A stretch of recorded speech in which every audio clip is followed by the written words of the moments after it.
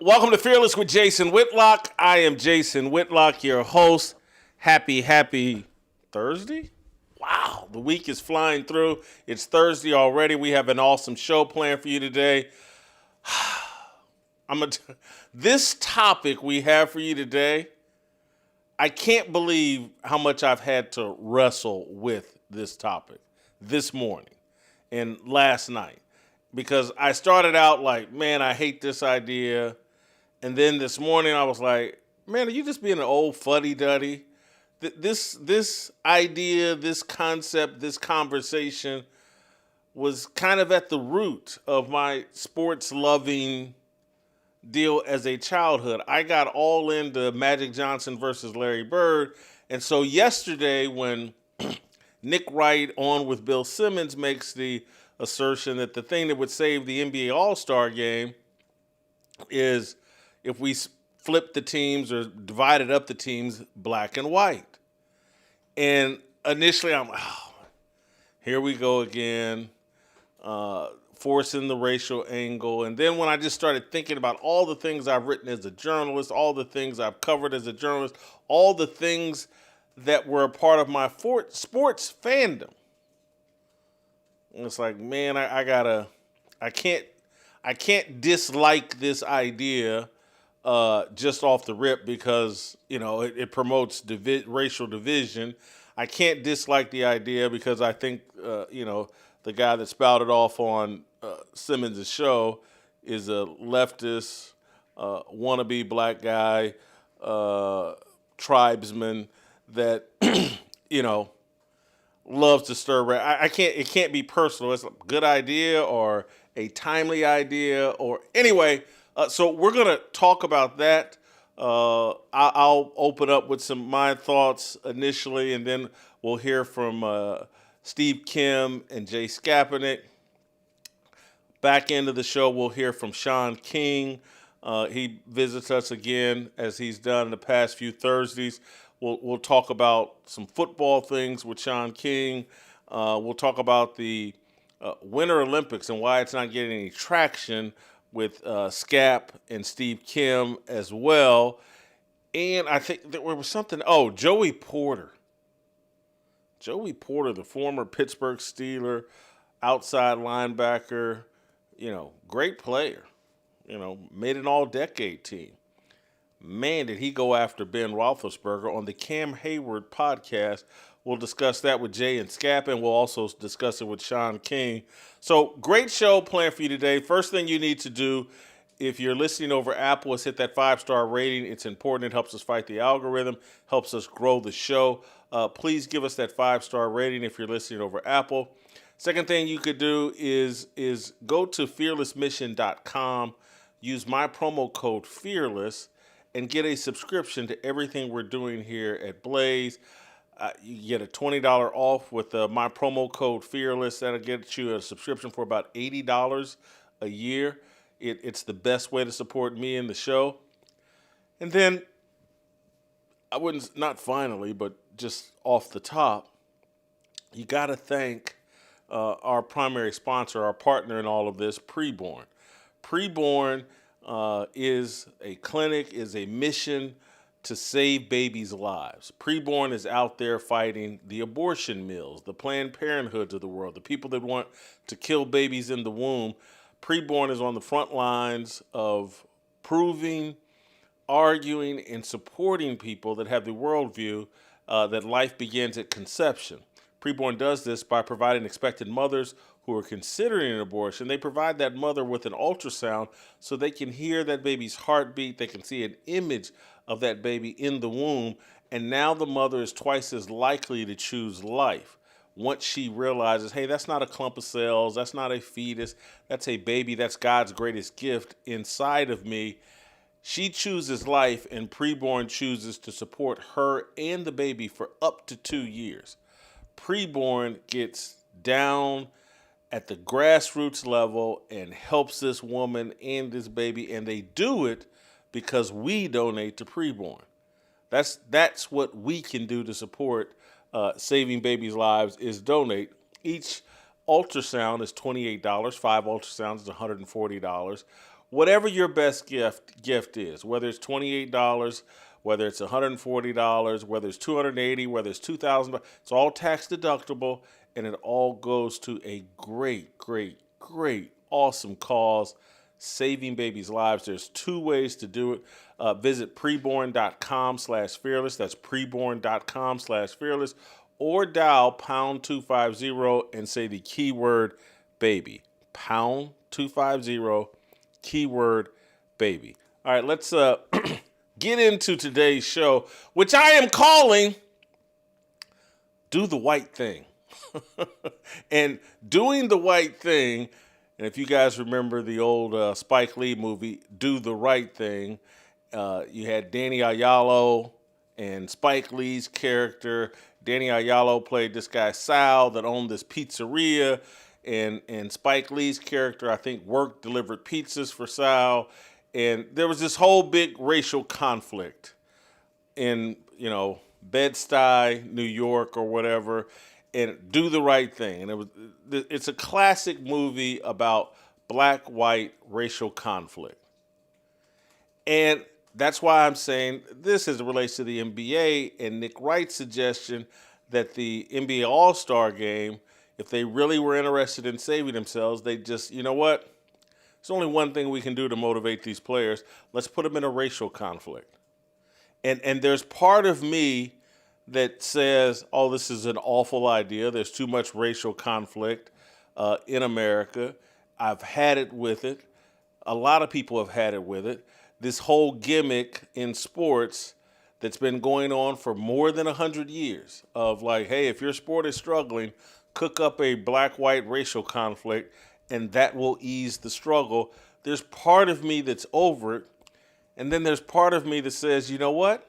It will work. So let's start with Nick Wright's suggestion. Let's play the audio of Nick Wright talking with Bill Simmons. How would you fix the game on Sunday? Well, is it fixable? Because I don't think it is. It's fixable in 4 years if your guy Con Knippel continues on this trajectory. And we just have to say, you know what? PC headlines be damned. I know where you're going. White guys versus black guys. Luka, Joker, Flag, Reeves, Knippel against Wimby, whomever. And I'm telling you right now, guys would play hard. Like that, there would be a real edge to the game. Certainly would get a lot of talking points going. Get a lot of attention. Yeah. And we are getting close to a place where it'd be like, oh, that'd be a good game. Like there hasn't been a moment in the NBA in the last 50 years where if that ended up just by chance being the game, it would be you could see either team winning. But right now, like Cooper Flag and Con Knippel and Austin Reeves doing a lot of work there. Yeah. Right. But they also get all the Eastern Europeans. Like you get Luka, you get Joker, you have real talent. That's something. In the meantime, I don't know what the hell you do. I do think he's 1,000% right. Guys would play hard. And it may be the only thing that would make them play hard in the All-Star game.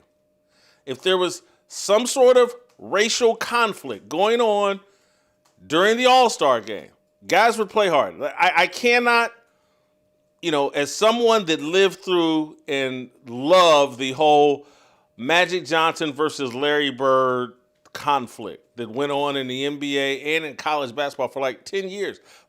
From college basketball to the NBA, their senior year or Larry's senior year in college and Magic's sophomore season at Michigan State, that rivalry that was a black and white rivalry, holy cow, did it make the NBA relevant.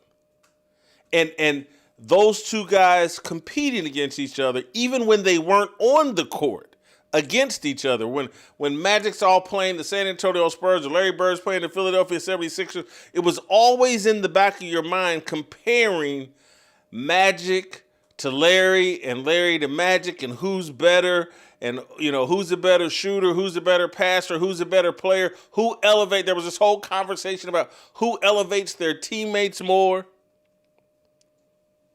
I cannot sit here and lie and say, like, man, that drove a lot of interest in the NBA. And as someone that was a hardcore Magic Johnson fan, I disliked the Boston Celtics. I did not, until Magic and Larry were both out of the NBA, that it wasn't until their careers ended that I was able to give Larry Bird the credit that he deserved. I was right there. I used to keep my own stats because I didn't trust the broadcast crews. I thought they favored Larry Bird. I was a nut. I was like, man, they're cheating Magic out of assists. Let me keep my own stats. I think they gave credit him with one too many turnovers, or, I think they actually cheated him out of 2 points. Let me keep my own stats. That's how nuts I was. And I can remember when I was a kid, again, this started in 1979, 78, in their college basketball senior years, or, again, Larry's senior year. I had a friend, Shannon Furbrush. White guy. We were on the same 8th grade football team or 7th grade football team. 7th and 8th grade football team.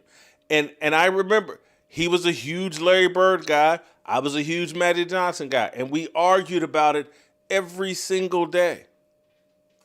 And none of it was poorly natured arguing.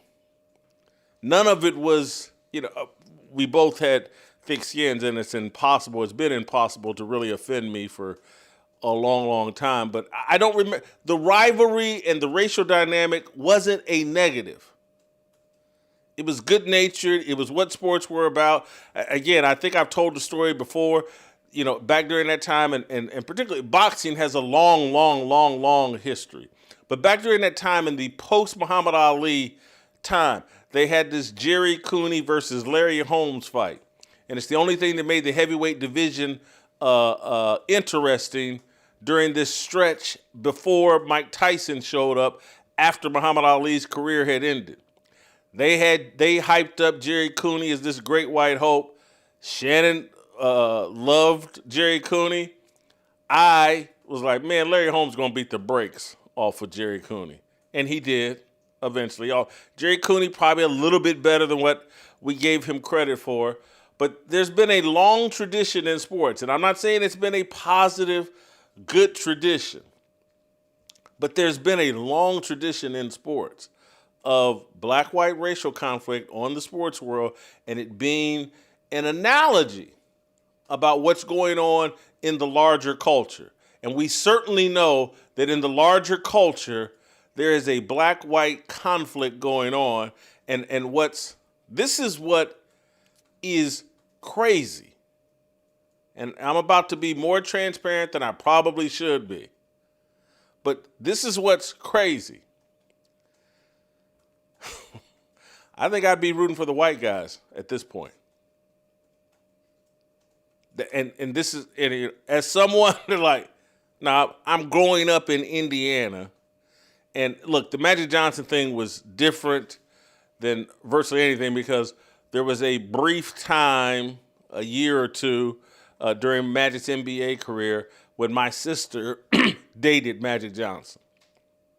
And so my fandom for Magic Johnson was personal as well as falling into the racial dynamics.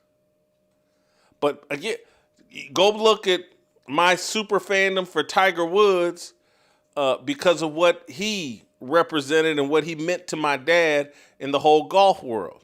And so, but what is wild and crazy is this racial conversation and racial dynamic in America has so turned upside down and so reversed, and I'm about to really irritate people, but I'm just keeping it real.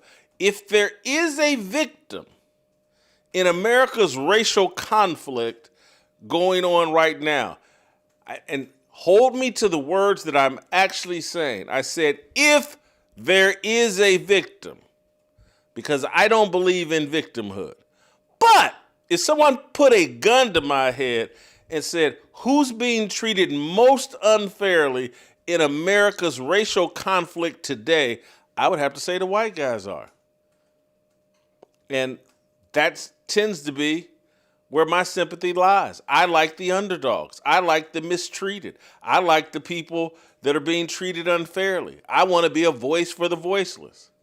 And the reality is, in America, and I'm about to give you proof, that no group of people, particularly white men, but just white people, but white men in general, can you talk more derisively about, more negatively about, more inappropriately about, without anybody batting an eye. I'm going to show you something. I think this was yesterday or the day before. Michael Moore, the documentarian from Michigan. Everybody knows who Michael Moore is. Why can't I think of the names of his most famous documentaries? The original one was about his little hometown in Michigan and about the manufacturing industry collapsing and destroying Flint, Michigan. Michael Moore documentary. Someone help me out here. Let's. Well, why can't I? But there's one about Columbine. Didn't he do the documentary about the Columbine shootings or whatever? I don't need to give you all the back. You know who Michael Moore is. But anyway, I want to play you this clip. Columbine. What was the name of it? Bowling for Columbine. We got a full list of his documentaries. Yeah, Roger and Me. Roger and Me. I think that's the one about Flint, Michigan. Michael Moore's Fahrenheit. Michael Moore Fahrenheit. I actually enjoyed that one. Where to Invade Next. Nah, I don't know that one. Anyway, that's good enough. But anyway, here's Michael Moore, in my view, being out of the closet and Michael Moore is white. A white cat being out of the closet racist against white people. Play the clip. What is the crime? Because according to my knowledge of history, the enemies of Israel who have been persecuted, the Israelis, the Jewish people of this world have been persecuted for 5,000 years. But for the last 2,000 years, most of the persecution has come from white, European-centric Christians. That's been your enemy. No Palestinian helped to build Auschwitz. No Palestinian stood on the docks of New York City when boatloads of Jewish refugees trying to escape the Holocaust came here to be protected by this country and were turned away at the docks in New York and sent back to Germany to die. No Palestinian did that. No Palestinian ran the Spanish Inquisition. Your enemy is not the Palestinian people. It is white, Christian, European people who have been slaughtering Jews for the last 2,000 years. And let's just call it for what it is. But why are they in an open-air prison? Why are 2 million of them in an open-air prison? That type of conversation, commonplace. You can say anything you want about the white man. He's the worst thing on the planet. He's responsible for every bad thing that's ever happened. If your dog had a bad day, it's because the white man fed him the wrong Alpo. And I'm just, that's commonplace. The things I see in sports, from Ryan Clark to the way like people got all this extra venom towards Josh Allen for the crime of being white. And so again, it's difficult. I wouldn't say difficult, but it's just odd for me to be saying this. But if I had to choose a side, if they go whites and blacks versus in basketball, I'm going to be rooting for the white guys. Because it has nothing to do with skin color. It has everything to do with mentality. It has everything to do with the behavior. I want to play you one little just small clip of things that like, this is commonplace among black athletes, and it repulses me that we're allowed to conduct ourselves this way publicly when we know that if white people conducted themselves this way publicly, there would be hell to pay. And I like Kevin Durant. I really do. He's one of the few NBA players. I know he's got some quirks about him. I know he teamed, hopped, and all this other stuff. But I like Kevin Durant. But this type of casual behavior that again, I don't want to exaggerate and make too much of it, but the reality is we know that if a white NBA player was caught on camera talking this kind of salty to a white fan, or I'm sorry, to a black fan, this guy would be run out of the league. Long suspension, but here's Kevin Durant. I know where you live, white boy. I know where you live, white boy. That's a threat. That's a meaningless threat. Do I think Kevin Durant's going to hunt down this guy? No, I really don't think he's going to hunt down this guy. But we know for a fact that if a white player screamed out in an arena, I know where you live, black boy. Holy cow. How many different shows would there be? How long would the suspension be? How long would the conversation go on and on and on and on and on forever about how racist this guy is? How many, who all would Russell Westbrook swing on and refuse to play? And then we'd hear countless stories, regardless of what city it's in, whether it's in Utah, whether it's in Boston, whether it's in Miami, whether it's in Indiana, whether it does Milwaukee, Chicago, what would we hear? Oh, that city's got a long history of racism. I'm not surprised. I'm sure he was a Caitlin Clark fan and that's why he made the threat or whatever. And so it's because of the privilege, the entitlement, the double standard, the culture that basically baits, rewards, entices, begs black athletes to act in an entitled way, to act in a racist way, for the media to have allowed that idiot Colin Kaepernick to kneel and turn the national anthem into this divisive event, and for people never to call him out on it and to pretend like he did something heroic. I'm just keeping it real. And there are people that can't handle this level of truth, and they can't get their mind in a place where they can be real about what we're actually seeing here in America. And what that, if you deal with what we're actually seeing and what's been normalized here in America, the things that I'm saying aren't controversial.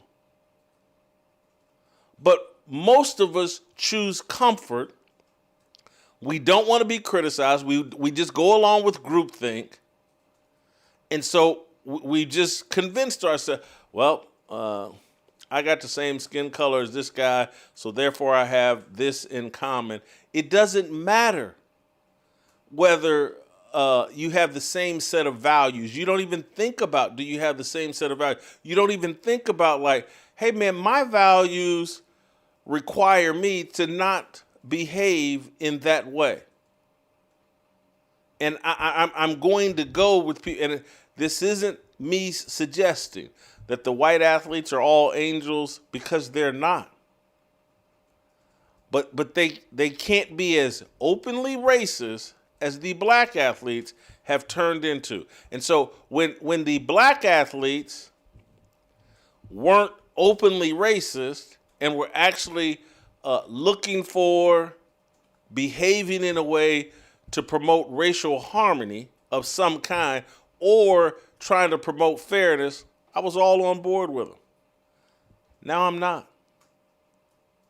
Now I'm not. The culture, and that's what there would be, the culture versus the white Christians who are the enemy of all of America, according to Michael Moore and many, many others.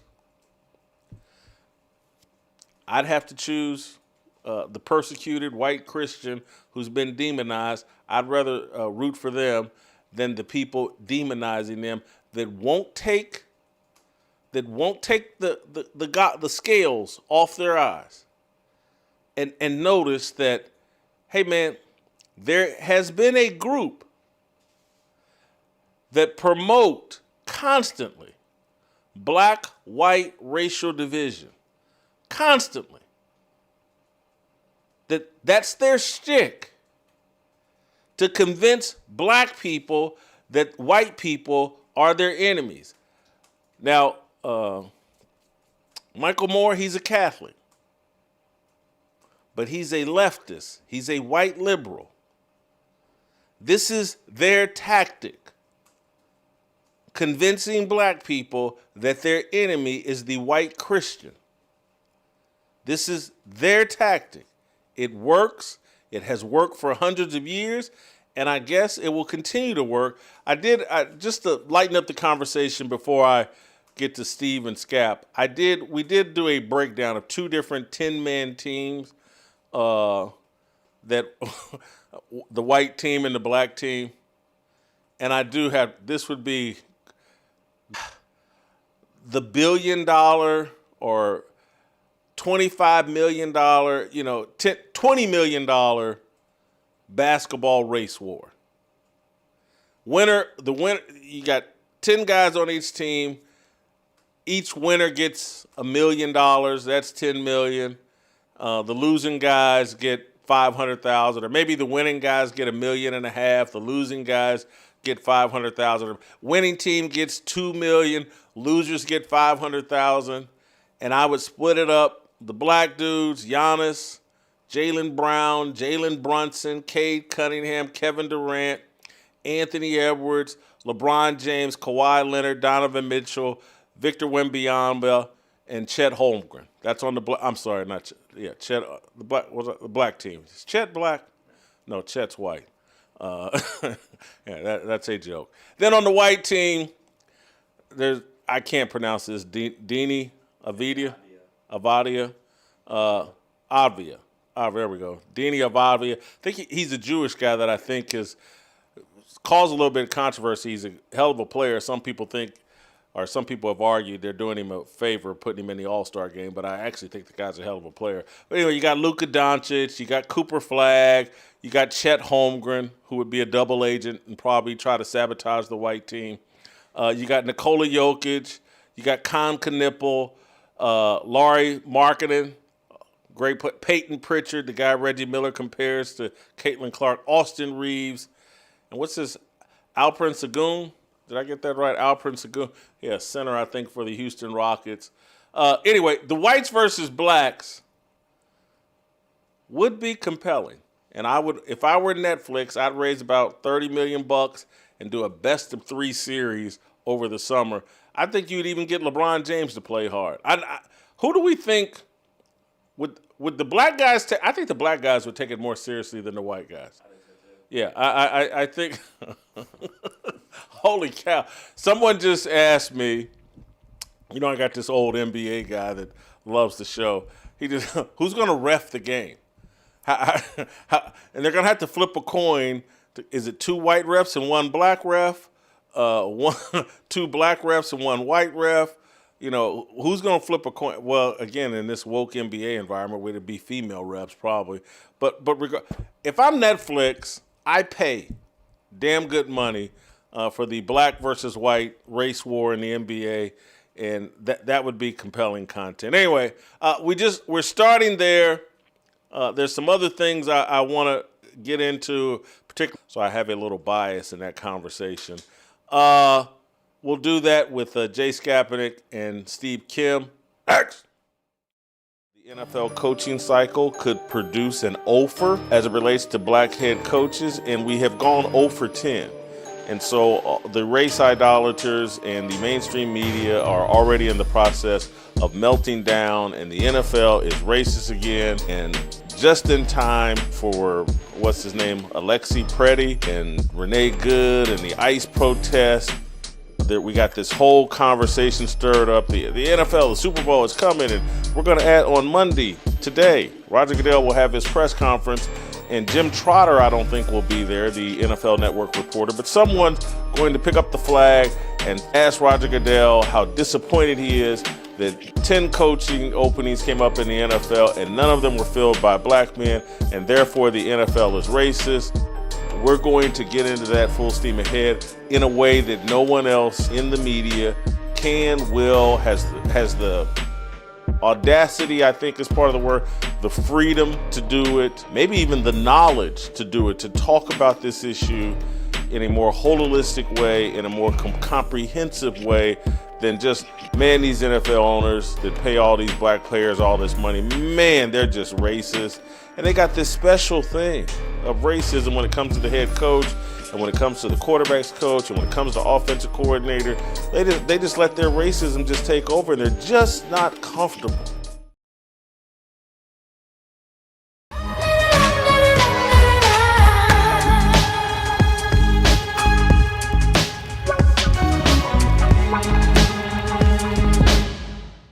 All right, welcome back. Steve Kim, Jay Skapinac joining me. Steve, blacks versus white in the NBA All-Star game. Good idea, bad idea, what? When I first heard this and I saw that clip on Twitter, I thought it was the worst idea I ever heard. Now, I don't think it's the worst. I don't even think it's all that bad. Here's the issue, though. No matter what format you use, black versus white, Europe against the USA or USA against the world, can you legislate effort? That genie is out of the bottle. You can't put him back in. And just yesterday, I was flipping through the channels, and I happened to be on the NBA Network by accident, and they were playing the 1986 All-Star Game. That weekend is famous because that's when Spud Webb pulled the big upset on Dominique Wilkins. Larry Bird won the three-point contest. The actual game, I watched pretty much the fourth quarter. That game became real basketball. It was really good effort. People cared. And in the East won, they pulled away late. That effort is gone. And until you actually get players to play the game in a manner that is befitting what it used to be, and also not to insult the fan base and at least give a token effort, Jason, I don't think the idea is bad. The problem is, again, you need to have better effort. Yeah, I think the effort would be solved. The black players would go at this like their life depended on it, Really? because they know they would get lit up on social media. Their dunks at the rim would be contested because no one wants to be posterized in a game like that.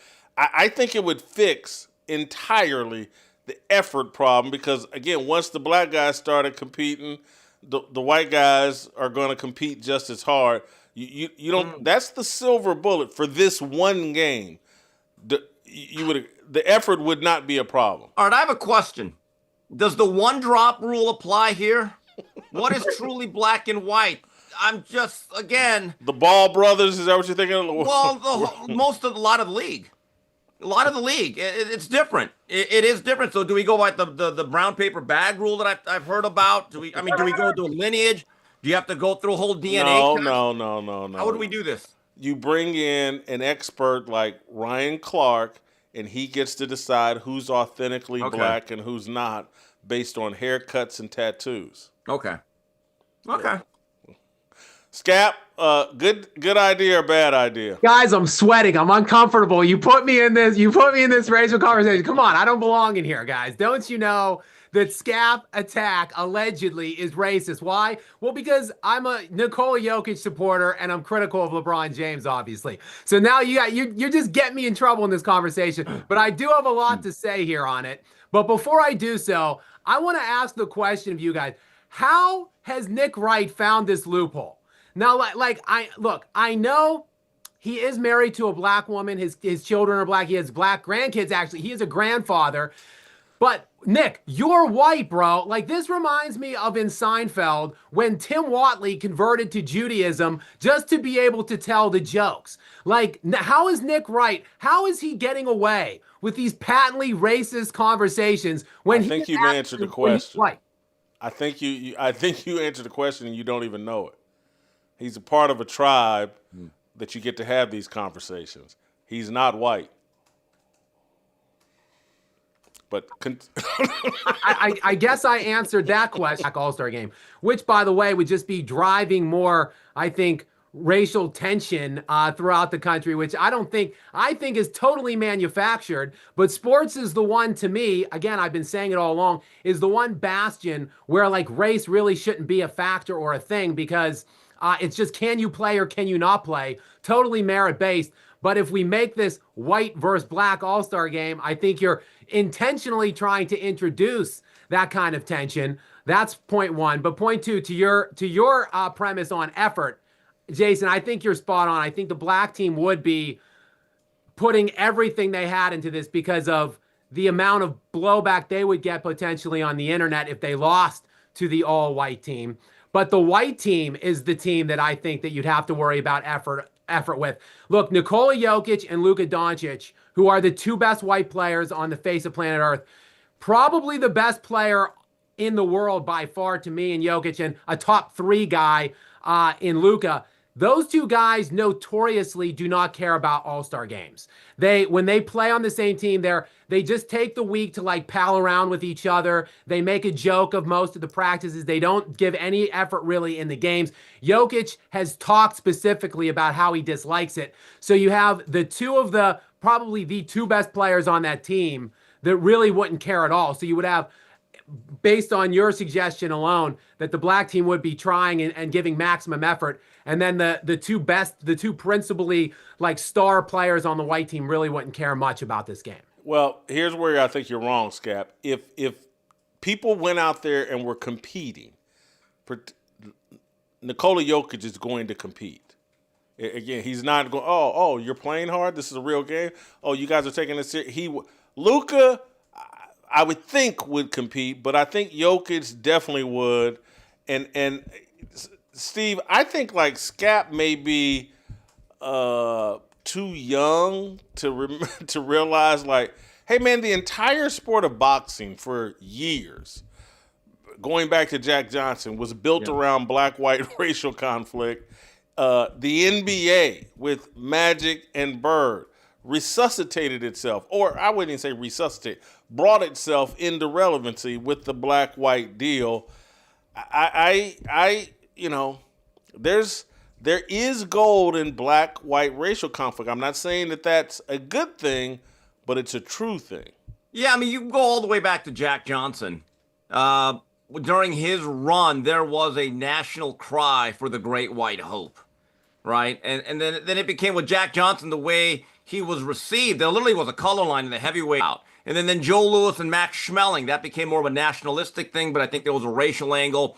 You know, you referenced the fight in the early 80s between Jerry Cooney and Larry Holmes. There is no doubt about it that the racial tension was fanned in that fight by Don King and the management of Jerry Cooney. It became very ugly.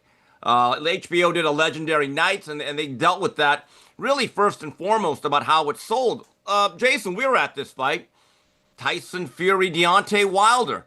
I don't think Tyson Fury, as a European, wanted any part of it. I don't even think he understood it fully. But all of a sudden, Deontay Wilder, it's brought up to him. It's Black History Month. He came out with the costume and the music. Then all of a sudden, the atmosphere kind of changed around that whole event. So yeah, has race been sold as an element of sports? Yes, but here is the problem. I go back to this with the NBA. I like to watch home runs and dunks and touchdowns when I'm a spectator, right? But here's the issue. The Major League Baseball All-Star Game still looks pretty much like baseball. It hasn't become slow-pitch softball where it's 15-14 after 3 innings. It's still very difficult to hit that pitching, right? The Pro Bowl, the last years they actually made it into a football game, nobody was tackling, so it didn't look like football. I like to watch a lot of dunks. The problem is with the NBA All-Star Game, nobody is giving any resistance, and everything is either a 40-foot jumper or a lob pass where everyone's dunking. So if everyone's dunking all the time, there's nothing spectacular about it. They've lost the plot here.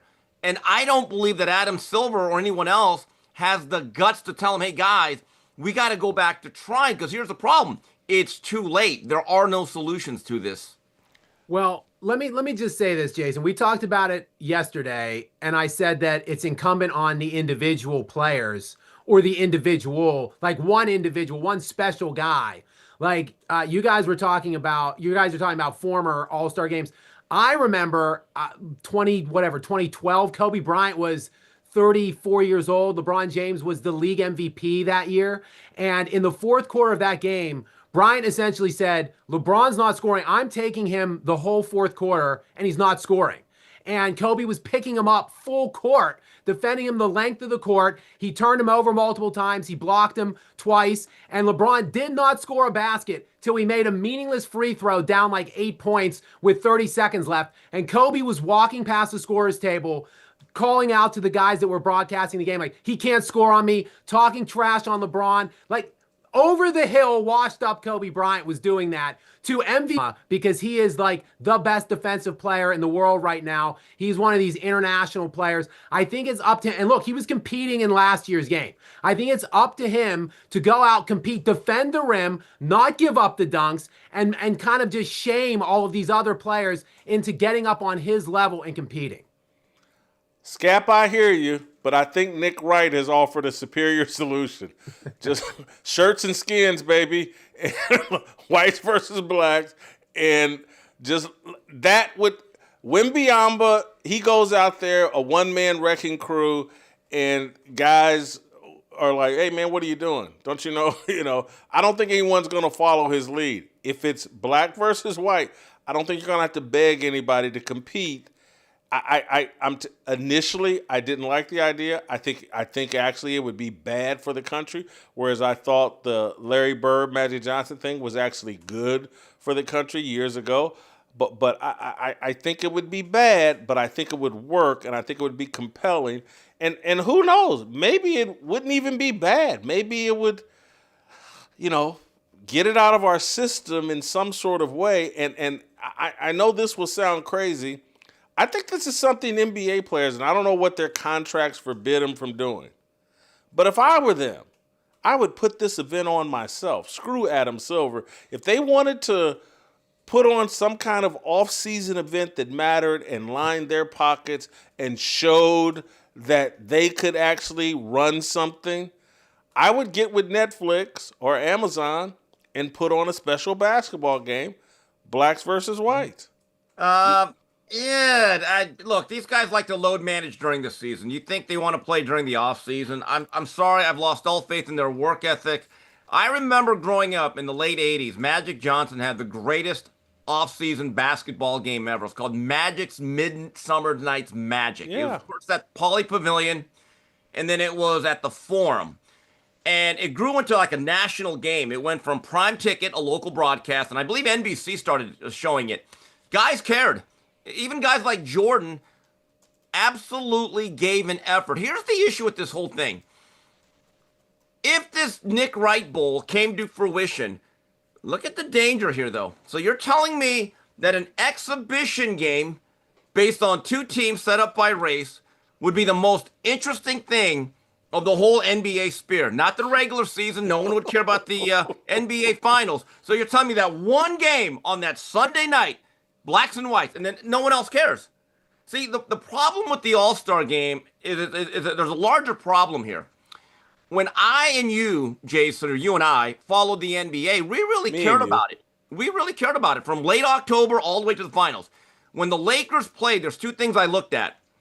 Did the Lakers win and did the Celtics lose on the other side of the coast? Because I knew home court advantage was going to be key going into Memorial Day weekend. Like, I wanted the Lakers to have 4 home games at the Forum. Nowadays, guys don't care. Once you tell your players, hey, it's okay to sit out games at a time, don't even worry about it, the fans pick up on it. The fans, over time, there's an erosion of interest that takes place. There's no reversing this. Well, Steve, let me just say this. The NBA's already there. So why not just play into, like, let me tell you from an outside and from a pretty avid observer of the NBA what the most impactful and newsworthy moments of the NBA season is right now. Early February and mid-February, because it's the trade deadline in early February, and then it's how bad does the All-Star game stink? Is the big news cycle right now. So February is big, and then other than that, the third moment that I would present to you is early July, because that's when the moratorium comes to an end on free agency and players start executing contracts and making their exodus to various NBA teams. That's it. Those are the three most newsworthy and exciting moments of the NBA right now, today in 2026. So why not just play in and feed into what we already have and make the All-Star game? At least the All-Star game would be enjoyable and entertaining for some reason, rather than us denigrating and smashing them how bad it is. Like, at least there would be some positive press coming around the NBA if people cared about the All-Star game for whatever reason. Here's the problem, the potential problem, and it's the downside to this idea. Let's say you did do it, and it was a beautiful, competitive, people are like, oh man, this is great. This is what I love about the NBA. And then you go right back to 2 days later when the season kicks back up to the half-ass effort they give us during the regular season, the load management, blah, blah, blah. It's like I used to love Applebee's. And then I went to Ruth Chris or Capitol Grill, and I just don't love Applebee's the way that I used to. And that's the problem. If you expose somebody to something better once a year during the season or during the off season, and then you go back to serving up this Applebee's that they're serving up in the NBA, it just doesn't taste the same. Yeah, I mean, look, and I'm more of a Chili's guy or TGIFs, but about a year and a half ago, it was about the 1988 NBA season. And I think the title was When the Game Was War. And it's been described as the greatest NBA season in history because the Lakers and Celtics were still championship level. And there was a guy out of Chicago by the name of Michael Jeffrey Jordan who started to ascend as the greatest player of all time. But every game mattered. And there was this renegade upstart team in Detroit that was just brutalizing people. But as you read the book, and it's an overlook at the whole year centered on the Lakers, Celtics, and Jordan, every game mattered. There was no such thing as load management. And load management has become this issue that I'm not even so sure David Stern, if he was alive and running the league, could solve it. Because the money is so great, everything is guaranteed. See, here's one thing I'll say this. If the NBA money was not guaranteed to the players, I could understand load management. I could. The fact that it is, I don't understand why they ever allowed it, and that is part of the reason why I believe Greg Popovich should be absolutely detested by the NBA fandom. Scap, you got a final thought here, and then I'm going to move topics. Yeah, I think it's just humorous, the whole implications of race in sports. But if it is, and you talked about it kind of, I think it's actually, there's a stereotype against white athletes, actually, because, of course, we see the backlash against Josh Allen. But I don't want to jam your production team up on this, because I know they don't have it ready, the clip. But Christian McCaffrey was interviewed recently, like within the last week, by two white podcasters. I don't know who they are or whatever. I just saw the clip of McCaffrey. And they were asking him, like, how old are you? He said 29. And there's obviously the age 30 cliff that running backs fall off. So the follow-up question was, well, you're 29 years old now, you're white. And then they start they divulge off this path where it's like, well, wait a second. Why is Chris McCaffrey's like, why is me being white part of the conversation? Like, why is that an element that we're like talking about at this point? And then they all kind of just talk and they laugh. It's a funny clip, but they're laughing and joking about it. And they're like, yeah, well, you're not supposed to be here because you're a white running back, and white running backs aren't like a successful thing typically, stereotypically speaking. Was that Taylor Lewan and Will Compton? I think Bussin' with the Boys it might have been, because I've seen them trending with. And so they asked him the white question, and I take it all this was good-natured. Yes. Huh. But it was funny because they all were like, well, yeah, obviously. Because it's something that's not mentioned. They're not supposed to talk about. But let's play the clip. Is it for you? Because when they were kind of piling up and popping up last year, it's almost like universally like, okay, he's getting a little bit older, white running back. Are we seeing? What's that got to do with age? What you talking about? You know what it has to do with. Come on. Like, you're not supposed to be here, man. I'm not supposed to be here. Yeah. You're right. Yeah. You're not supposed to be here. But I mean, in 9 years later, it's like it can't be. I'm not. Yeah, but no, you're right though. People won't say Father Time is I'm catching just up with saying, you. They'll in be like, the context, whiteness it's is not catching like, up with hey, you. you're getting older, you've had some injuries, you're white. I'm like, wait, what? That does it. Just contextually, that part didn't make sense. Especially, I think it was number 2 on my list.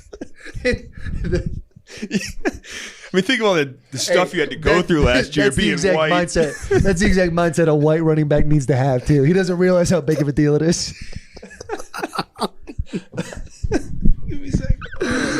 All right, let's go. God. All right, so endangered species never know they're endangered, man. Like the snow leopard.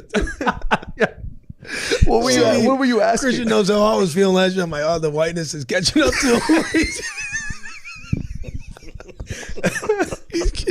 But the mortality of a catches Christian up to us. I got to give these guys credit. That is awesome content. It's fun. It's what I wish that it's the most realistic, authentic thing, because I'm sure white guys do sit around and laugh about it, and it's making I'm a white guy, and no one thinks I'm supposed to be here. Blah blah blah. Yeah, that's fascinating content. I'm glad you brought that. Let me move on. I got to marinate on that a little bit more, but that's great content from Will and Taylor. Let me move on to Big Ben Roethlisberger getting run over by a bus called Joey Porter. Let's play the clip. Broke the brotherhood. Then 7 definitely broke the brotherhood because, that's the one I don't understand the as shit much. that 7 did that we don't talk about. I know. is crazy. Like out of anybody should talk, he should never grab a microphone and really talk Steeler business. Yeah. Because if we talking Steeler business, his ass is foul of all foul. Like the shit that he's did is foul of all foul. He's not a good teammate. Won a Super Bowl with him, but the person, he's just not a good teammate. Like he knows that. Anybody in the Steeler building knows that, but we protected him because I've only won 1 Super Bowl. And that was my quarterback. So do I love my quarterback? Yeah, but is he a good person? No. Man. Scap, I'm going to start with you here just because had you heard, is that the reputation of Ben Roethlisberger in Pittsburgh? 100%. This stuff that Joey Porter's saying, nothing new for locals or for people that grew up or who watched the team religiously during his time frame here. And that's one of the reasons. Look, I'm a big anti-Tomlin guy, but I also have always disliked Ben Roethlisberger. It was like a kind of like a second. They kind of helped. Hold for 1 second. Could we get the list of Pittsburgh people that you actually do like? Did you like Terry Bradshaw? A little bit before my time. Mean Joe Green. I was born in the 80s. Roberto Those Clemente. guys a little bit before my time. Dave Parker. We Are Family. Did you hate them? Mario Lemieux. Yarmer Yager. I'm a Lemieux guy. I like Yager. I was a big Kevin Green fan back in the early mid '90s. Greg Lloyd. You like Greg Lloyd? Like Greg Lloyd, Carnell Lake, Rod Woodson. Yeah, I like those. I like that. Did one of the Rooneys take your girlfriend in high school or something? I mean, what? Look, I have a high expectation for this team, and I thought that Ben Roethlisberger and Mike Tomlin, I don't think that they were doing their part in carrying on the Steelers mythos, in my estimation. I thought Tomlin just slid in an undeserving position. We know your take on Tomlin. But Roethlisberger, look, Roethlisberger's another guy. He came in at the beginning, sailed under a lucky star, had elite, like top 3 league defenses, like for the first 7 years of his career when he was experiencing all of his success, going to his Super Bowls and winning his Super Bowls. And then once that defense waned, the guy couldn't win playoff games anymore. And again, in the background, he was being a terrible team. He was refusing to sign teammates' merch for their families. He wasn't a good leader. And this is why I push back on you guys. You guys are both, I think, of the opinion that Roethlisberger is like a first ballot Hall of Famer or should be in the Hall of Fame. I lump him in with Eli Manning. And look, Ben Roethlisberger, you can fact check me on this. I believe he was voted by his teammates team MVP 1 time in his entire career, which was like an 18-year career in the NFL. So when you try putting him in the conversation with like the Tom Brady's, the Aaron Rodgers, like the guys that are winning a multitude of league MVPs, and Ben Roethlisberger, one team MVP ever in an 18-year career, the guy was overrated throughout his entire career, in my estimation, and it began because he wasn't doing the things off the field the right way. He wasn't working hard enough in the offseason. He wasn't a good leader. Scap, I have a question. A couple. All right, do you think he's better than Bubby Brister, though? Yes, I would put. Yes, I got him above Bubby. All right, so this whole thing about being a good teammate, Kim, right? My favorite baseball player of all time. I think he's the greatest ball player I've ever seen. I think he should be in the Hall They of say he's a horrible teammate, Scap. That's the point, Jason. Yes. My point is this. We've all heard the whispers, and we know about not the allegations, but what happened with Ben, the legal stuff. All right? We're not here to relitigate it. It is what it is. That in itself is not good. It's not good for the team. It's a distraction. But here's my question. So with Barry Bonds, when he's winning MVPs, hitting 70 home runs, winning gold gloves, all that stuff. But there's also books written about what a horrible human being he was to almost every single teammate. White, black, Latin, it didn't matter. Most guys were like, I didn't like the guy. So my question is this. When it comes to being a good teammate, is it about the production or is it about the personality? It's a great question. Because you can't tell me they weren't a better team without Ben Roethlisberger. It's a great question, and I think it's a bit of a positional double standard or stereotype that I think it's very difficult for you to overcome. Look, if one of your best players is an outside edge rusher and he's not a good teammate, you can overcome that, I believe. It's very difficult and challenging to have a bad leader as a quarterback and be able to overcome. And look, and even I'm a big Aaron Rodgers guy. There's a reputation with him that he's not the best of teammates, and he is far more elite all time than Ben Roethlisberger, but he only has one Super Bowl, and he's only been there once, because I think maybe some of his teams couldn't overcome the fact that he was a bad teammate as well. Scap, Ben Roethlisberger played in the Mid-American Conference. He wore number 7. He played a bit like John Elway. I played in the Mid-American Conference. I'm a huge John Elway guy. Ben Roethlisberger, throughout his entire career, was one of my favorite players, if not my favorite player for a time. Is there any truth to the sentiment that after he got in trouble and got suspended, that he adjusted his behavior? And the Ben Roethlisberger I see in retirement promotes his Christian faith. I like this Ben Roethlisberger. Is that authentic or is that a PR move? Look, I don't know Ben Roethlisberger personally very well, so I can't necessarily speak to that. But you're right, there was a seed shift, there was a change in the dynamic and the way he carried himself. Like basically, the perception what Joey Porter's talking to is this guy came in the league as a rookie and he was insufferable from the get-go. His ego pictures with their kids or signed jerseys or hats for the kids. Like when he was a young player and he came in, essentially like he was being carried by these defenses and then, but he had this huge ego thinking like he was the primary star and like the momentum leader on that team and the main guy behind their success.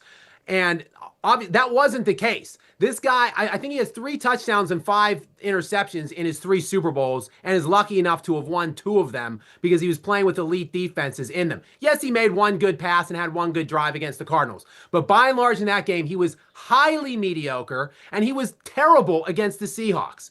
But he still had this huge ego about him. Then after all of the legal stuff that came out, of course, I believe he did make a change there. Now, whether that's a legitimate change of him finding his God, finding religion or whatever, or it's just him thinking, well, I look like a complete stooge and a villain at this point. Like I need to do some repair on my own brand and kind of more of having it be more of, like you said, a PR impetus behind that transition for him. I don't know the answer to that, but he is different now, and he has been different since kind of all of the legal stuff played its course.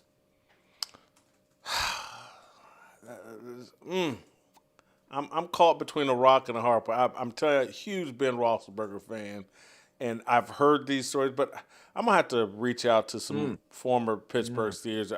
I got to get some people in the room to coach. I'm gonna call James Harrison, a couple of these other guys. But anyway, I think I'm done. Steve, you got a final thought here? You want to explain your new microphone that looks like I'm gonna have to find out. I like it. I just have it in front this time. I like that, Steve. You know, it's pretty good though. We'll see if I sound any better. Here's one thing I've heard about Tom Brady. That when it came to accommodating his teammates, is what that looks like. Tom Brady, it didn't matter if you were a third string punter or a guy that's going to get cut. If you had 10 jerseys that he wanted signed in footballs and taking pictures for an hour, he would make sure everyone got taken care of. I've heard so many stories about how unbelievable he was in the locker room. And again, I don't know how much that's worth per game. I don't know if that makes people play harder for you. But there's always been this underlying thing about Ben Roethlisberger that, yeah, we like him, but we don't love him. So one final question, Scap. Who do you have ranked higher, Roethlisberger or Mark Malone? I've got Ben higher than Mark Malone, obviously. But Steve, you made a great point real quick. Tom Brady was the ultimate leader, the ultimate team first guy, and the intangibles were the thing that Tom Brady's most known for. And he was the most successful guy of that era by a long shot. So that but I thought that like Ben's relationship with his offensive linemen were incredible. I thought that was the reputation that he and his offensive lineman had a love affair. Did they? And I'm telling you, as a former offensive lineman, I would love the guy. Part of the reason was he would hold the ball and take those hits and deliver the football. He would bail out the offensive line. He was so hard to bring down. Now, wait a second, Jason. As an offensive lineman and a Ben fan, Ben Roethlisberger was also, I think he might be one of the 3 most sacked players in NFL history. So you're getting a lot of criticism as an offensive line for not protecting and holding up because Roethlisberger is making a lot of off-schedule plays. He's overextending plays. He's taking those hits. So honestly, quite frankly, I think the O-line gets thrown under the bus undeservedly in many instances with those kinds of guys. Yeah, Jason, if I'm an offensive lineman, I want a guy that won 1,000, 2,000 balls out consistently.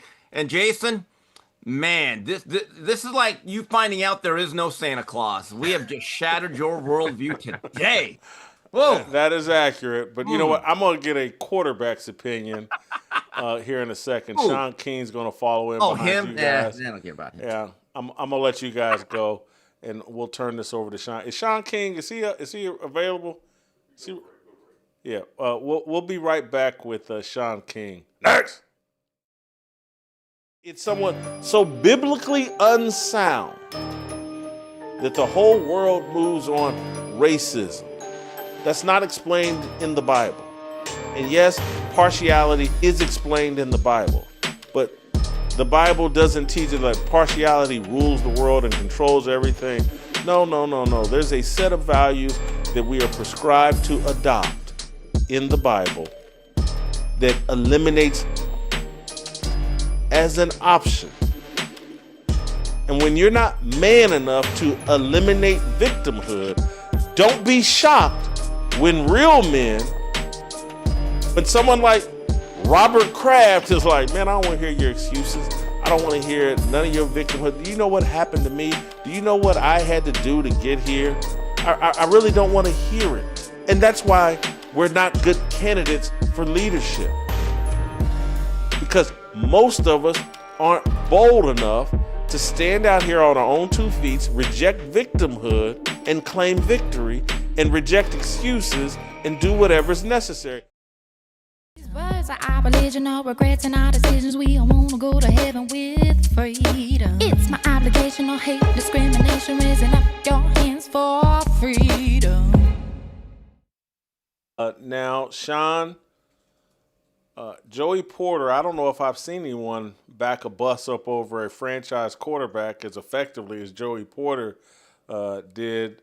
Are you surprised by Joey Porter's comments, or had you heard these things previously? Not at all. And one of the greatest mysteries in my experience in the National Football League is the fact that this is just now coming out. In 2016, I actually was the Bill Walsh internship winner for the Pittsburgh Steelers. So I was there, and let's just say when I left, I had elevated Mike Tomlin to the greatest manager of people that I've ever been around from a head coaching standpoint. This was a team that had Ben, who nobody talked about outside the organization, but also had Antonio Brown, had Le'Veon Bell. Like, it was loaded with great talents, but also enigmatic type personalities. And the one thing I came away, and this is 2016 now, so this is pre-NIL, transfer portal, like this is pre-like designating yourself legendary, was how selfish Ben came off.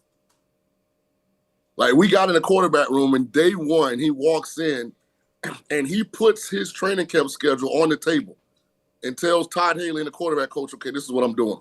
I'm full day, I'm going to go half day, I'm going to go off day. Just out the blue. I never seen anything like it.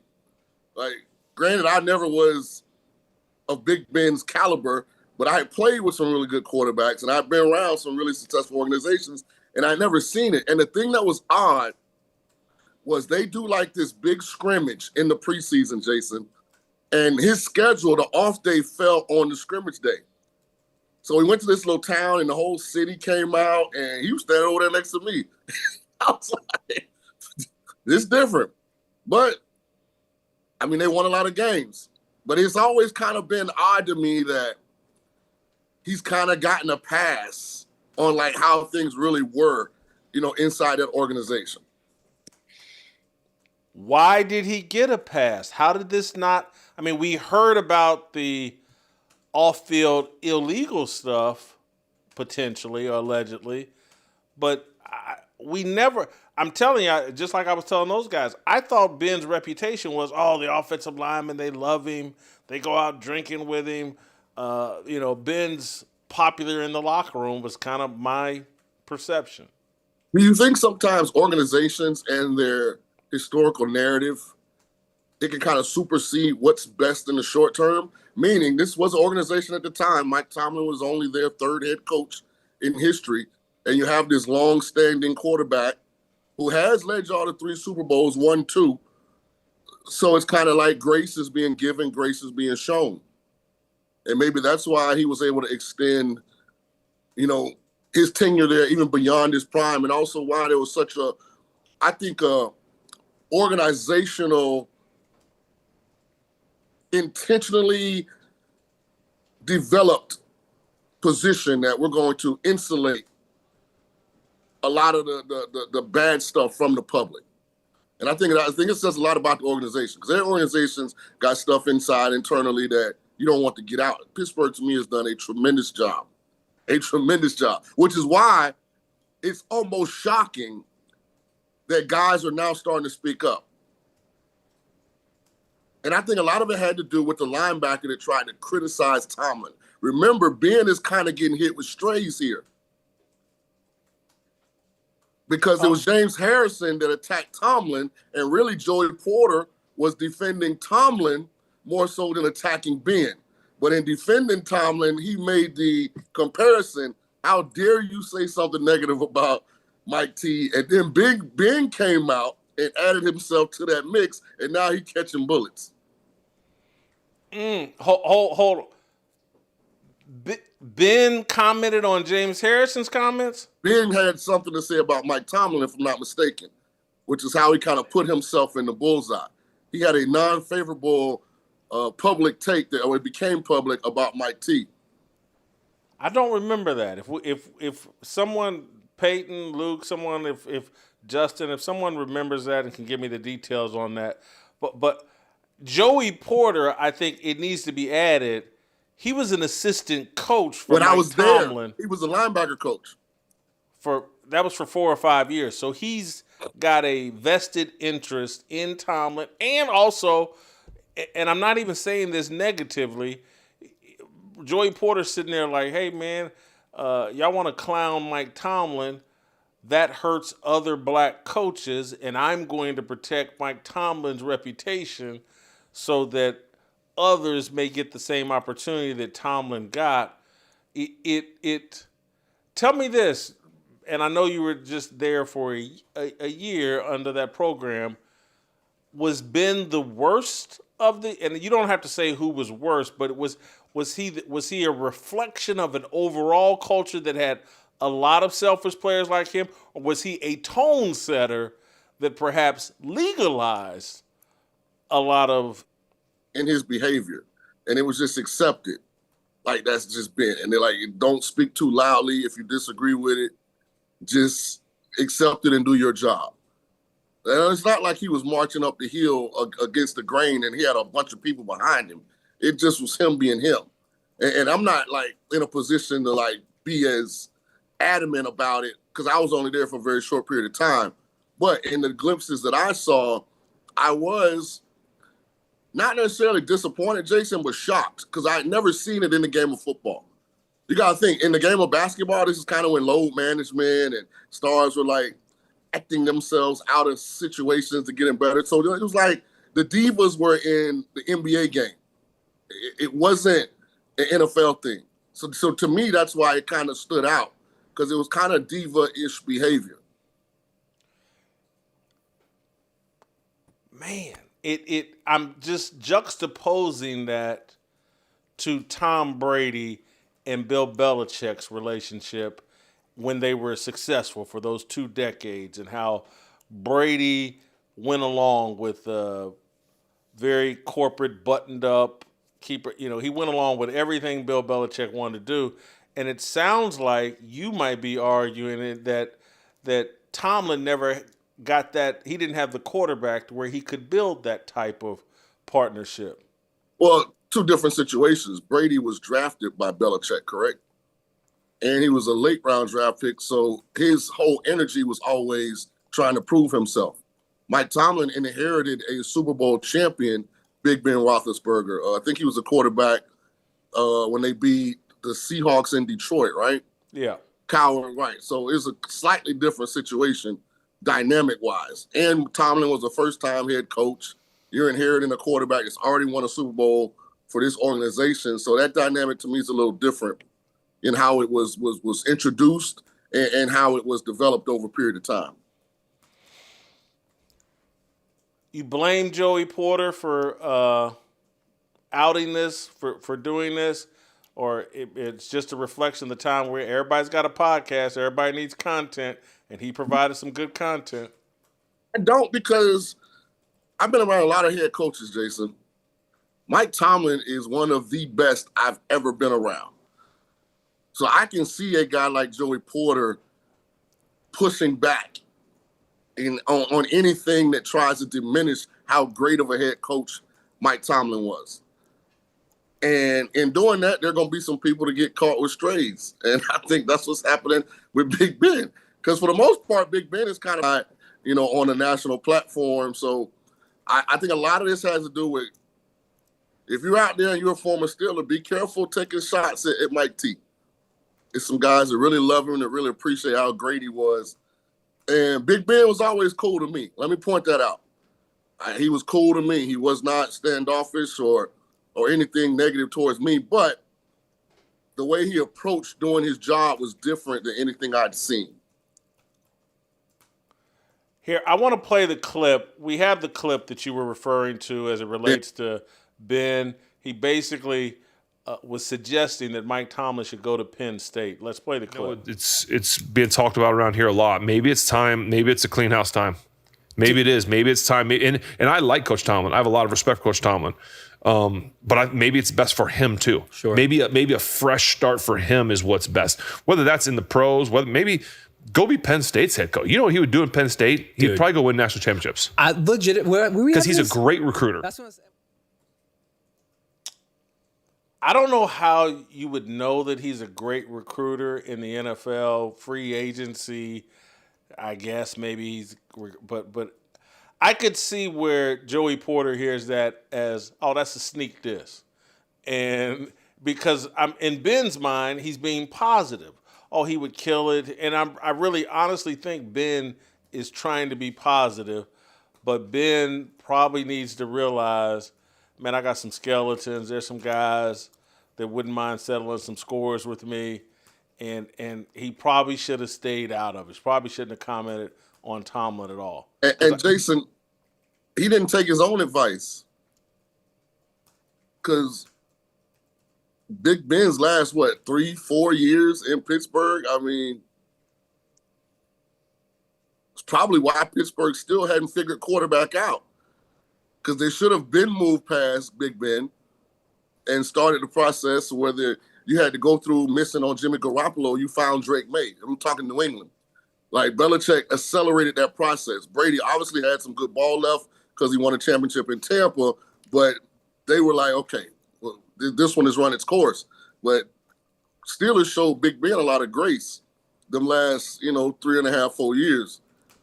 And so for him now to be like, and not give Tomlin that same deference, in my opinion, is why guys like Joey Porter, and listen, it's going to get deeper than this now, because you got to just think about the personalities that Tomlin was able to manage during his tenure there in Pittsburgh.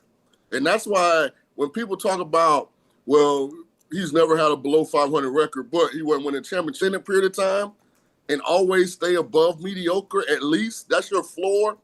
Just telling you, man, Tomlin, and I'm going to champion this every time I can, is one of the greatest head football coaches football has ever seen.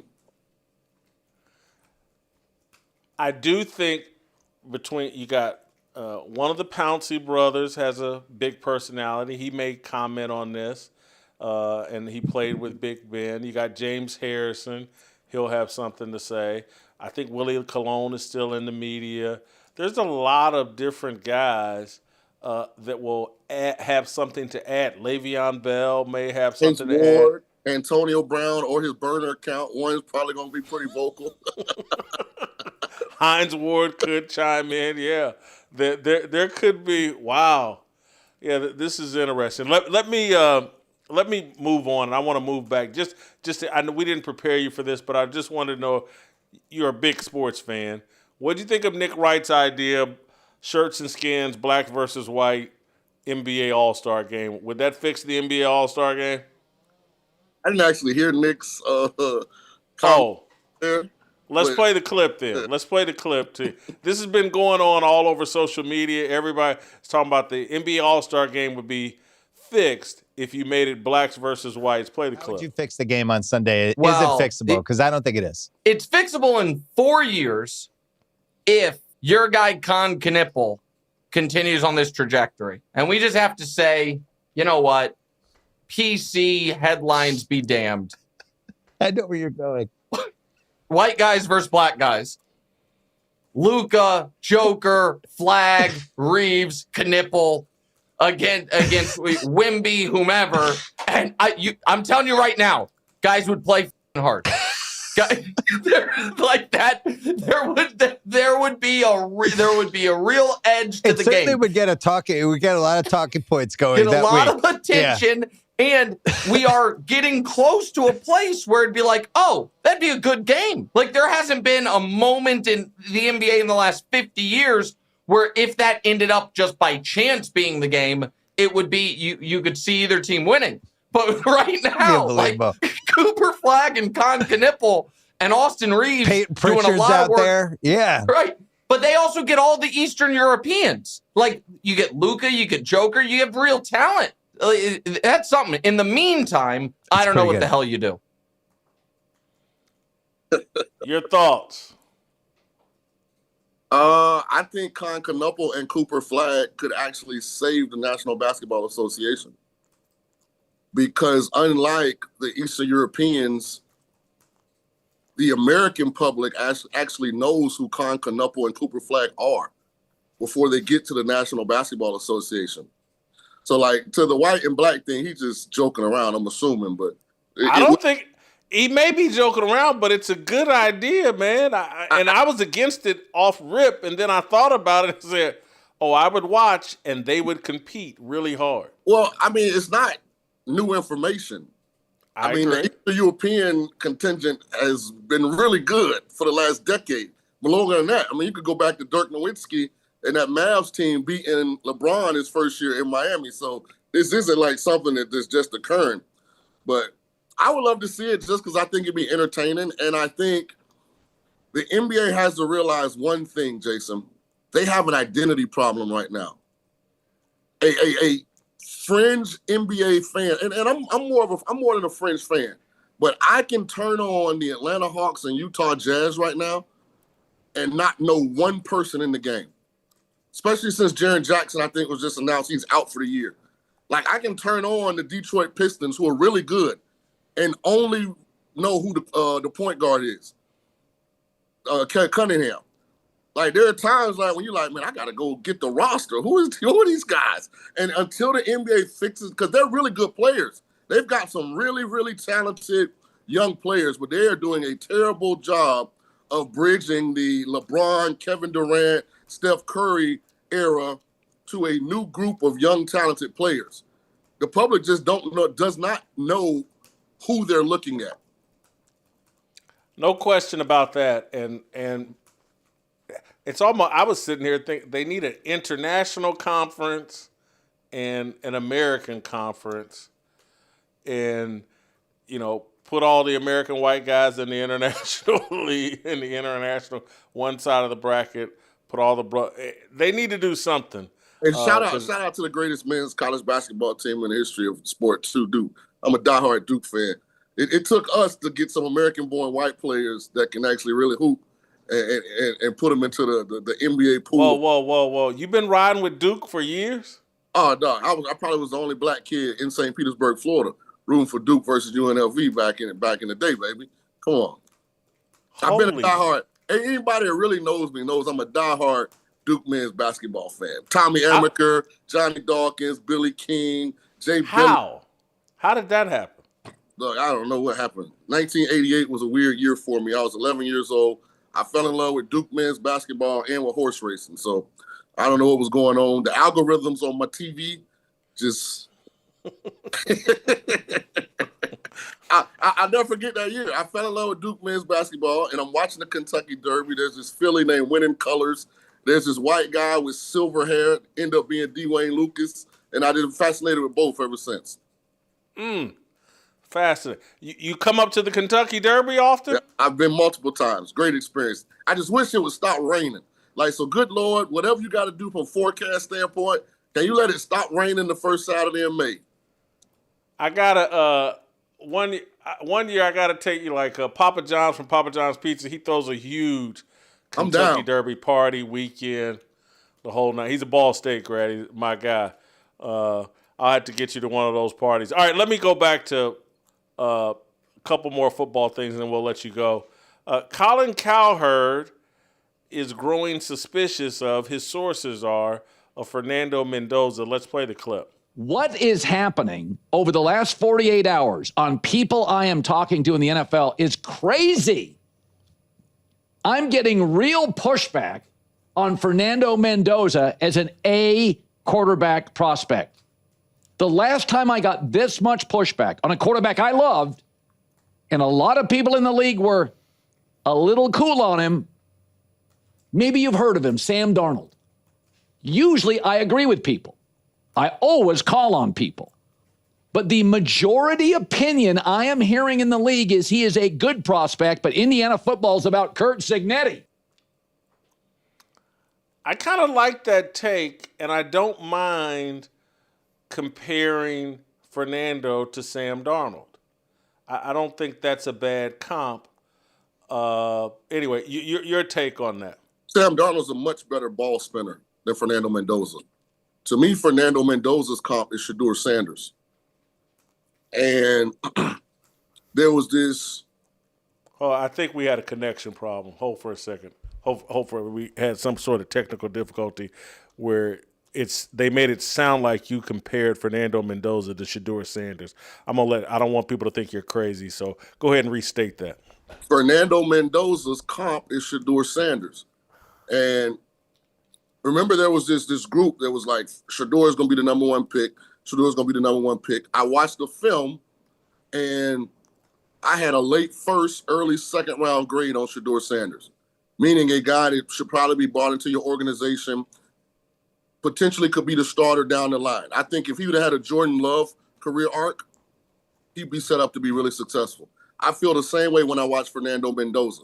he does not have number one pick in the draft talent, but he does show enough traits in a small sample size to be a late first, early second round pick. So that's why I compare him to Shedeur, right?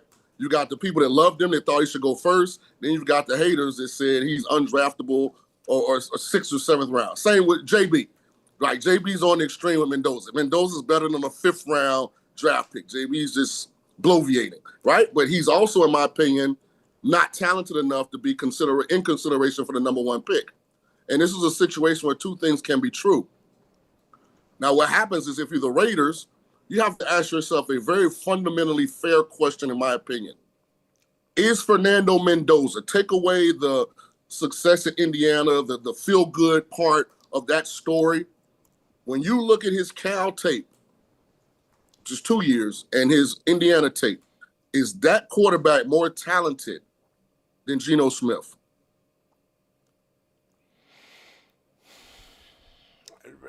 More talented, I would More say talented. no. So that's I the would say thing. no. But there's now these you're talking intangibles. But now you're talking about, not to cut you off, Jason, but now you're talking about drafting a guy number one overall in this draft that's not even more talented than the veteran you have now that you kind of have become disenfranchised with. Like, you just have to be careful in these situations when you have a needed quarterback, not putting somebody in a place where they aren't good enough to fill that need. I agree. I don't think he's the number one overall pick. I think that's a mistake. I do think second round pick, a guy, into the first round, maybe even mid, overdraft him in the middle of, based off the intangibles, attitude, the coachability, the willingness to surrender. There's all these other things. That's why I kind of reject the Shedeur, just because their attitudes are so different. But I hear the point that you're making. That people super high on Shedeur, you didn't see it. People super high on Fernando, you don't see it. I get that. And I'm probably in agreement. When you start taking a guy in the first 3-4 picks, the expectations, the Superman expectations come in day one and start making this play and that play. That could end up burying Fernando Mendoza and whoever the coach is that drafted him. And so it's like all kinds of hell could break loose in terms of coach gets fired. Now he's dealing with a different head coach, a different offensive system, and much better going at the end of the first round, early part of the second round. That would actually be best for Fernando Mendoza. I agree. I was looking up something right quick. If you go back to the 2021 draft, Trevor Lawrence went number one. Elite prospect, right? Came from a blue blood program, size, arm talent. Good pick by the Jags. Well, we'll see, but you could understand the pick. Zach Wilson went second. Trey Lance went third. Guys like Jamar Chase were available. Jalen Waddle, Penei Sewell, Pat Surtain II, who just won NFL Defensive MVP. Micah Parsons. So that's the decision you're having to make when you overreach for a quarterback that, let's be honest, he's not that of that quality, at least as a prospect. You're bypassing potential first ballot Hall of Famers at other positions. Great point. That would be a mistake.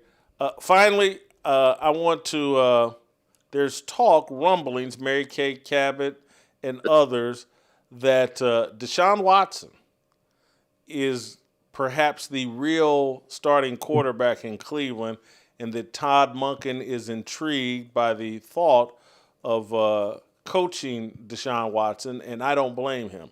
If I thought I had to deal with the Shedeur Sanders circus, I would be looking for an alternative, and Deshaun Watson could be that alternative. Your thoughts on that? A lot of it has to fall on Deshaun Watson, right, Jay? A lot of it has to fall on his shoulders, right? Where is he right now as a man? I mean, he's played in an elite level before. We've seen it, right, in Houston, where he looked like a potential MVP of the league type talented quarterback, right? Kind of had a fall from grace, got rewarded by the biggest, most, first guaranteed contract ever. So now where is he? Does the narrative about who he was as a player matter? Is that his number one priority? Is his focus strictly on, I'm about to show these people that I still am the guy that they had all this positive feedback for as the quarterback in Houston? Or is it, I got my bag, I'm married now, me and the wife, we can just go travel and enjoy our lives. So I'm going to just come back and kind of be a caretaker of the quarterback room. I'm going to help develop Shedeur. I'm going to stay out the way. That's why a lot of it to me is up to Deshaun Watson. Because here's the context for me. How people feel about Deshaun Watson now are just like they felt about Baker Mayfield and Sam Darnold when they failed in Carolina. Remember, the Carolina Panthers had brought in Baker Mayfield and Sam Darnold, right, to compete to be the starting quarterback, and neither one of them worked out. And a lot of people felt the same way about Sam Darnold and Baker Mayfield then. Oh, they're flamed out, 2 first-round guys that they're not going to ever be anything. Baker reinvented himself in Tampa. Sam Darnold started the reinvention in Minnesota. It ultimately culminated with a Super Bowl this year with Seattle. Deshaun has that kind of talent.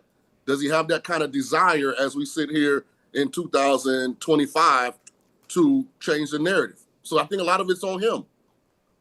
I would say, why wouldn't that be his attitude? There's only one path. I don't know if he's got kids yet. I think he's married. He probably want to have kids.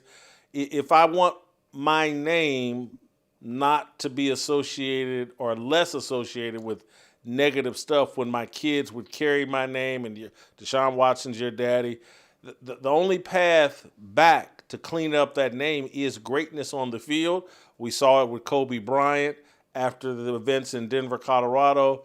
He put his head down, won championships, great player, and now it's like the whole thing in Denver is an afterthought. Deshaun Watson, if he somehow, with that defense that Cleveland has, if he somehow was able to take Cleveland to a Super Bowl, that would totally rebrand him. 100%. Just like Shedeur Sanders. I mean, at this point, what happened last year during the draft happened. It's a part of his resume. So now, where's his focus? Where's his priority? Is he trying to? So they're both, to me, in the same position. They're both. Except one has legitimate NFL talent and one doesn't. So that changes the position. I feel different about Shedeur than you do. I think Shedeur, I had a late first, early second round grade on Shedeur. I think Shedeur does some things that are sustainable as a starting quarterback. I think like a lot of other young quarterbacks, he's got some stuff he needs to work on. Here's the thing. From what I've been told, Kevin Stefanski did not want Deshaun Watson or Shedeur Sanders. Smart. Now, Todd Monken, they wanted to draft Shedeur last year. Because of Lamar being there, I guess Shedeur's camp was, we would rather go somewhere else, right? Todd Monken. Notice here in Las Vegas, Geno Smith's name has not been brought up one time by anybody. Not John Spytek, not Clint Kubiak. Nobody's even mentioned Geno Smith's name. Todd Monken went out of his way to mention Deshaun Watson and what could potentially be possible. So for both of these quarterbacks, I think it's a fresh start. I know Todd Monken pretty good. He's a fair guy. And maybe this is what both of them needed. Because when your head coach isn't messing with you, you've been around this before with Jason. Whether it's the head coach, the coordinator, the position coach, when they're not messing with you, you can feel that energy. Shaun, great job as always. Thank you. I'm going to make you a Shedeur fan. We're going to get you a jersey, 40 years old. Good luck with that. All right, that's Shaun King, and that's our show for today. Hope you guys enjoyed it. I'll be on the Harmony channel in 10 minutes, I believe, with Shamika Michelle and Dre Baldwin. We'll be talking about Pam Bondi. Did you see her meltdown yesterday? The Dow Jones. Don't ask me about Epstein, the Dow Jones. Anyway, we'll talk about that and a couple other things on the Harmony channel in 10 minutes or 9 minutes, I would say, at 11:45. I'll see you over there. Thank you, and we'll see you back here on Fearless tomorrow.